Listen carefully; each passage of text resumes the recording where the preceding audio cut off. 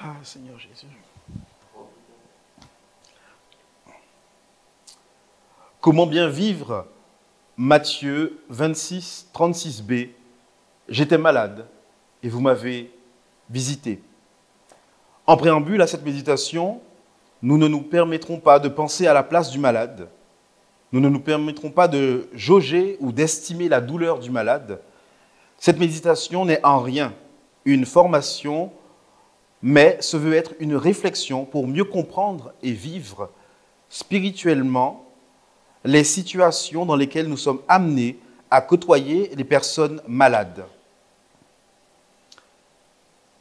Dans la continuité des méditations spirituelles sur nos misères, nous sommes invités en ce jour à réfléchir et à prier pour mieux comprendre l'état du malade et aussi comprendre la spiritualité qui gravite autour de la maladie et du malade. Cette méditation, comme nous l'avons entendu en préambule, est une tentative de répondre à la question suivante. Comment bien vivre? Matthieu 26, 36b. J'étais malade et vous m'avez visité. Tout d'abord, la maladie et la foi. Nous commencerons d'abord par une certaine prudence. De la prudence dans l'écoute ou de la compréhension de la souffrance. Et la prudence dans la volonté de tout justifier par la foi, par la parole de Dieu, voir ce que dit le magistère. Le malade et sa maladie. La maladie, par définition, est liée au mal. Le Larousse nous dit que c'est une altération de la santé. En d'autres termes, c'est quelque chose qui vient ébranler, altérer, voire détruire la vie humaine. Pour nous qui sommes chrétiens, nous aimons brandir quelquefois, trop souvent ou trop rapidement, Saint Jean, chapitre 14, verset 6, « Jésus est le chemin, la vérité et la vie ». Très souvent, nous oublions que notre Seigneur, en disant cela, expliquait plus haut qu'il devait mourir. Oui, notre Seigneur Jésus-Christ est le chemin, la vérité et la vie. Veillons à être prudents et à ne pas jouer au jeu du diable au désert quand il tenta notre Seigneur Jésus-Christ en utilisant des versets bibliques. Cependant, frères et sœurs, quand la vie est altérée, pensez-vous qu'il est bienvenu de brandir ce verset envers et contre toute maladie, comme un exorcisme, espérant que le mal s'en aille? Je ne suis pas certain. Notre professeur d'éthique au séminaire, le père Zanga, nous disait une chose en cours. Veillez à ne pas trop spiritualiser la maladie d'une personne, de peur de la pousser à blasphémer. Veillez à ne pas trop spiritualiser ou à ne pas spiritualiser trop vite la maladie d'une personne, de peur de pousser le malade à blasphémer. En effet, face à la maladie, nous sommes comme dans une jungle qu'il faut traverser en sachant qu'à tout instant, un animal sauvage peut surgir et que cet animal peut blesser, et blesser de manière grave. Par cette image, nous touchons du doigt la tension que vit le malade. J'entre très certainement avec trop de hâte dans le vif du sujet, en nous interpellant rudement, et je vous en demande pardon, à la prudence. Mais nous avons à être prudents. Donc, je tente de sonner au mieux l'alarme. Nous qui sommes extérieurs à la maladie, attention, il est important de bien intégrer que le mal qui ronge mon frère ou ma sœur, je ne le connais pas. De surcroît, je ne sais pas comment mon frère ou ma sœur gère la douleur. Je ne connais pas l'histoire. Je ne connais pas son histoire. et je ne sais pas quelle corde est en train de vibrer à cause de la maladie.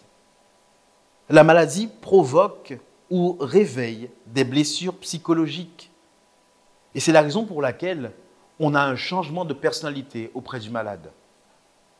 Frères et sœurs, en ce qui concerne la maladie, pour nous-mêmes et pour les autres, je nous exhorte à la prudence. À la prudence des mots. Quelle que soit la maladie, gardons-nous de dire à celui qui souffre, ce n'est rien. C'est Isa fait ça, on y là. Pire encore, nous n'avons pas à faire de la concurrence de douleur. Moi, en tenir telle maladie, ça t'est plus raide qui malade là. Pour aller encore plus loin, ne fustigeons pas le malade. Je dis, moi, ici, un tel malade, il couchait, mais il n'a pas qu'à souffrir. Moi, j'ai une telle maladie, en quel bout en moi. Méfions-nous des discours moralisateurs dans la maladie. De même, je nous invite à la prudence des actes.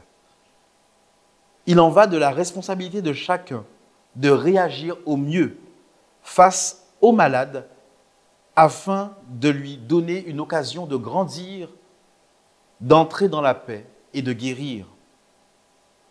Le malade est en situation de faiblesse. Par conséquent, il est du ressort des autres, bien portants ou ceux qui les visitent, d'avoir une attitude respectueuse de la situation psychologique et de la situation physique du malade. En effet, si le malade est abattu, il est malvenu de le brusquer. Au contraire, nous avons à chercher à comprendre l'état dans lequel il est, afin d'éviter d'ajouter une douleur supplémentaire. À partir du moment que l'on saisit en vérité qu'une maladie se gère différemment d'un sujet à l'autre et que la perception de la douleur pour cette même maladie est différente d'un sujet à l'autre, nous pouvons avancer. Regardons maintenant du côté de la foi du malade. Une fois n'est pas coutume, cependant, je réitère mon exhortation à la prudence. Le malade, en fonction des critères de gestion de douleur, exprime sa douleur. La personne qui souffre pousse des cris ou dit des paroles qu'elle ne dirait pas en temps normal. C'est le discours de la douleur, un cri du cœur.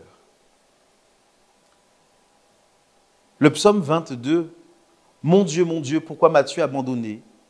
n'a évidemment pas la même dimension quand elle est exprimée par Dieu, notre Seigneur Jésus-Christ à la croix, que par un homme. Le malade, quand il parle de Dieu, souvent a toute l'attention d'un chrétien.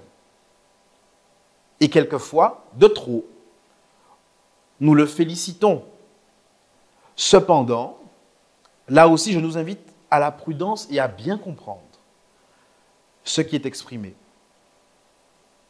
Car il est bon de creuser avec le malade une parole biblique qu'il a lui-même exposée, une référence à Dieu qu'il a lui-même dite. Évidemment, il y a des exceptions.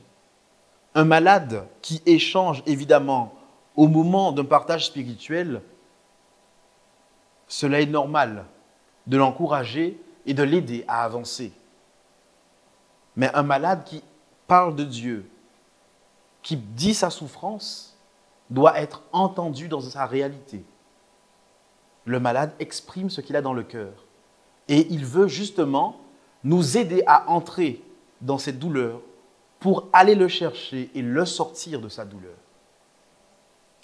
En somme, quand nous sommes en face d'un malade, nous ne sommes pas en face d'une machine.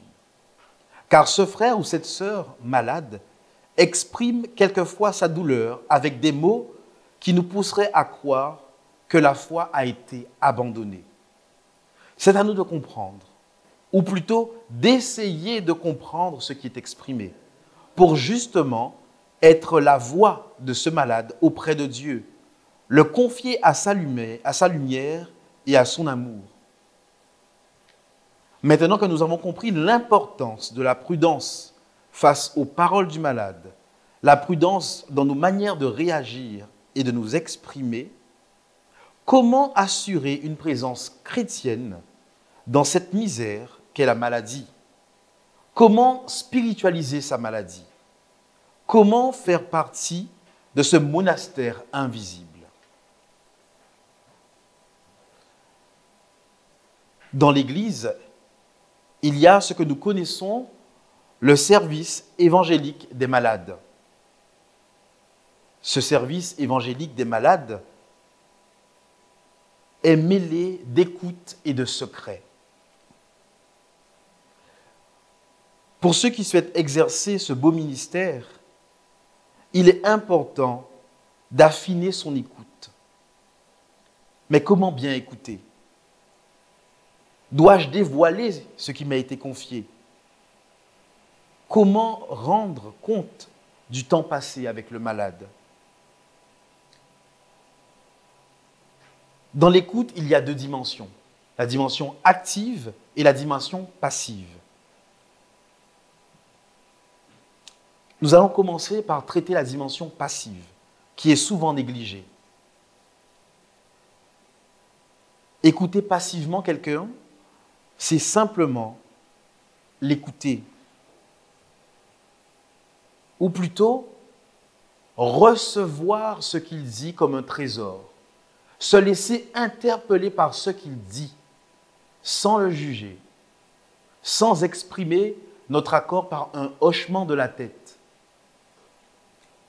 Dans la formation que j'ai reçue pour l'écoute active et passive avec ATD Carmonde, il nous est dit, ce que l'autre a à exprimer est comme un trésor qu'il nous donne et nous avons à le recevoir.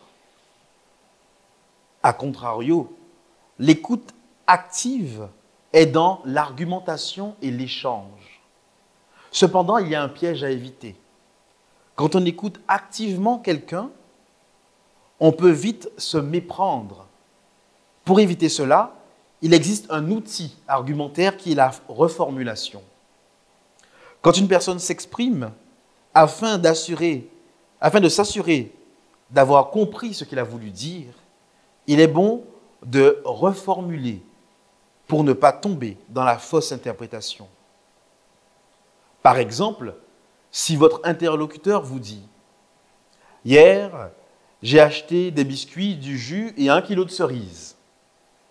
Après avoir fait les courses, j'ai vu mon cousin. Je lui ai donné le kilo de cerises que j'avais acheté. Je devais passer chez lui car c'était son anniversaire hier. » Vous pouvez interpréter différemment. On peut dire, donc ces cerises que vous avez achetées étaient pour votre cousin. Vous lui avez fait un beau cadeau. Ou encore, vous pouvez utiliser la technique de reformulation. J'ai bien compris que vous faisiez des courses et que vous avez également acheté des cerises. Cependant, je n'ai pas compris si vous avez acheté des cerises pour votre cousin. Évidemment, l'interprétation peut être fausse, car il peut répondre, pour le cas de l'interprétation, pas du tout. Je n'ai pas offert ces cerises à mon cousin comme un cadeau. J'en ai acheté parce qu'ils sont riches en vitamine C et que mon médecin m'a demandé de faire une cure de vitamines. Alors que la reformulation donne justement l'occasion à la personne à qui on s'adresse de s'exprimer et de clarifier ses propos. Je pense que nous pouvons saisir l'intérêt de tels outils pour un malade, de bien comprendre et de favoriser l'échange. Car nous savons bien que le malade a quelquefois du mal à s'exprimer. Et quand il s'exprime, nous avons justement à rentrer dans ce qui est exprimé pour mieux comprendre et ouvrir justement une porte que le malade nous propose. Pour ceux qui sont au ministère du service évangélique des malades, il y a deux éléments qui sont fondamentaux: le secret et la supervision. Nous avons tous fait l'expérience. Quand quelqu'un qui est malade s'exprime, il nous confie des secrets. Il nous dit des éléments de vie. Il nous fait confiance. Et nous savons bien que lorsque le cœur de malade s'ouvre, la moindre trahison peut tout faire capoter et même le rendre encore plus malade. C'est la raison pour laquelle il est bon d'avoir recours à la supervision. Quand on fait partie du service évangélique des malades, il est bon, une fois par mois ou plus, de se réunir et de discuter des malades que nous avons pu rencontrer, tout en gardant de manière anonyme leur nom et le lieu où ils habitent. La supervision est importante pour une autre chose. Lorsque nous écoutons un malade, de manière active et de manière passive, nous sommes interpellés en nous-mêmes. Il y a des déplacements qui se font. Et c'est grâce à la supervision que nous pouvons comprendre si notre vocation est de rester au service évangélique des malades ou s'il faut s'arrêter ou prendre un temps de pause. Et j'en viens là avec un autre outil pour celui qui pratique la visite des malades, celui qui est au service évangélique des malades. Il est important de ne pas faire de rush de visite de malades. Ce ne sont pas des machines, nous l'avons dit. Donc, si nous allons visiter quelqu'un, nous sommes nécessairement épuisés. L'écoute active et passive nous travaille au corps, nous travaille au cœur.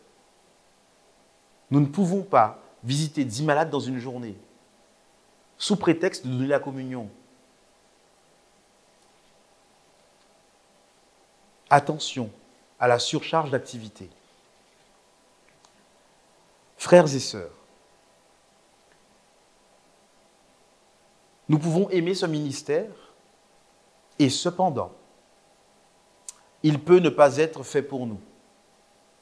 Ce ministère est une vocation, un appel véritable à être présent auprès du malade pour lui manifester une présence de Dieu, une présence active, une présence en discussion, mais aussi une présence silencieuse.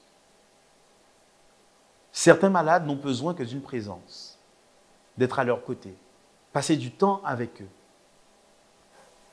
Le dernier point que j'aimerais aborder, c'est la spiritualité générale de celui qui subit la misère et la spiritualité de celui qui accompagne le malade. D'abord, la spiritualité de celui qui subit sa misère, cette misère qu'est la maladie. Volontairement, je traite de spiritualité au dernier moment, parce que le malade exprime quelque chose qui n'est pas de l'ordre immédiatement de la spiritualité. Il exprime une douleur.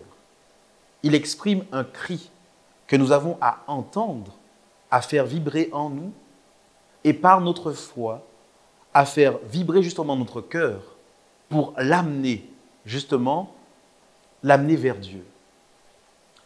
D'abord, de manière générale, toute spiritualité se nourrit, puis elle croît, enfin elle s'exprime. Évidemment, je tente de donner un ordre à mon discours et à la spiritualité. Cependant, notre Seigneur donne des grâces extraordinaires à qui il veut. Par conséquent, nous comprenons que si nous avons nourri notre foi, essayé de la faire grandir, quand justement cette misère vient à notre porte, c'est la spiritualité acquise, la manière de vivre cette spiritualité qui va s'exprimer par le filtre de la maladie. Quelquefois, comme nous l'avons vu précédemment, nous arrivons à bien l'exprimer. D'autres fois, nous n'y arrivons pas. Mais quand nous arrivons à exprimer cette douleur, et quand nous arrivons justement à la spiritualiser, nous faisons partie de ce qu'appelle Jean-Paul II le monastère invisible, le monastère spirituel. Ce monastère est constitué du nombre de malades qui font monter auprès de Dieu leurs prières, leurs douleurs, et qu'ils offrent pour eux-mêmes, pour la libération de leurs péchés, mais aussi pour la libération des autres. Et j'aimerais prendre cet exemple, qui peut nous faire sourire, mais qui va nous faire toucher justement la puissance de ce monastère. Lorsqu'on a une rage dedans, on n'entend plus rien, on ne voit plus rien. On souffre tellement qu'on est prêt à coller son visage sur tout ce qui est froid pour avoir la paix, ou sur tout ce qui est chaud pour avoir la paix. Imaginez recevoir une grâce incroyable au moment où vous avez cette rage dedans et de dire « Seigneur, je t'offre cette douleur pour la réparation de mes péchés et de ceux du monde entier. » Alors imaginez toutes les personnes dans le monde qui prient comme cela pour chacun de nous ici présents, pour que nous puissions justement avancer, éviter certains péchés, éviter certaines erreurs. Voici la force de ce monastère.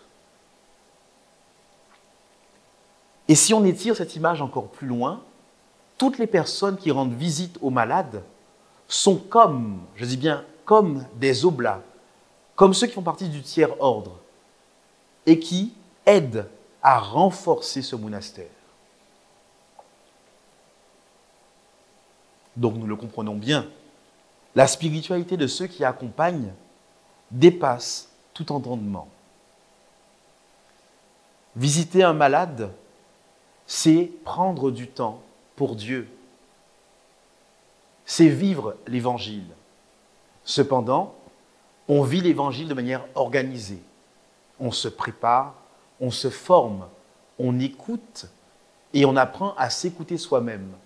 L'un des fruits, justement, de la visite des malades ou de la visite d'un plus petit, c'est d'être capable de s'écouter soi-même, d'être capable de se dire « là, j'arrive à ma limite », d'être capable de comprendre justement un peu plus, avec plus de finesse, ce que l'on peut vivre.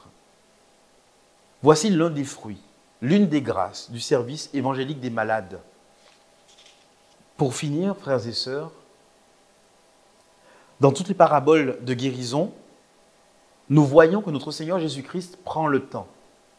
Il prend le temps avec les malades, il prend le temps pour les malades. Il restaure leur humanité, car la douleur défigure.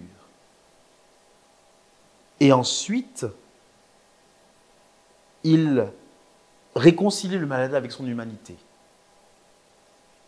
Il lui montre justement qu'il n'est pas un sac de douleur. Et je le dis, il n'est pas un sac de douleur.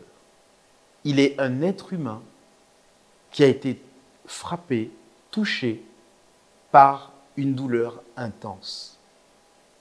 Et notre Seigneur Jésus-Christ, il vient justement restaurer cette humanité et orienter la douleur, soit par une guérison totale, ou soit par une autre manière de vivre sa maladie.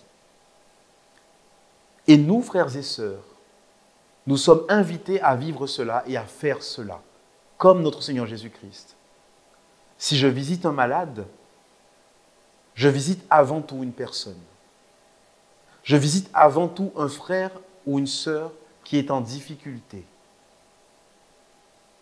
Si justement, je vais le voir, c'est pour lui apporter quelque chose de bon, lui apporter quelque chose de beau.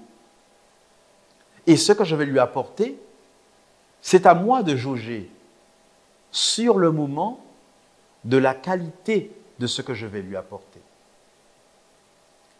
On ne peut pas donner à un nourrisson à manger de l'igname.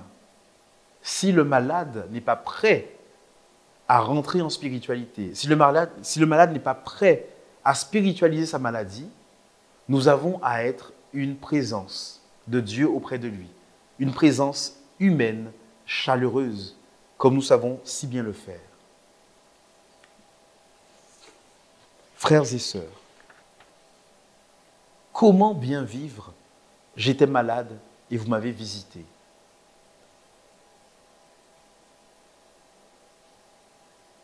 Il serait prétentieux de le dire et de l'affirmer, cependant je vais le faire. Simplement, en venant avec son humanité et en proposant son cœur ouvert au malade pour qu'il puisse justement y retrouver un peu de paix. Bon temps de carême et bonne montée vers Pâques. Dieu me guidera, je marcherai toujours auprès de lui. Dieu me gardera, il sera toujours mon abri.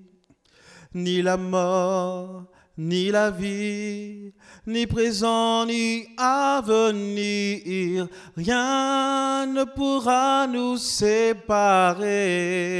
de l'amour de Dieu, car Dieu me guidera, je marcherai toujours auprès de lui. Dieu me gardera, il sera toujours mon abri. Ni richesse, ni pauvreté, ni maladie, ni santé, et rien ne pourra nous séparer de l'amour de Dieu, car Dieu me guidera, je marcherai toujours auprès de lui. Dieu me gardera, il sera toujours mon abri.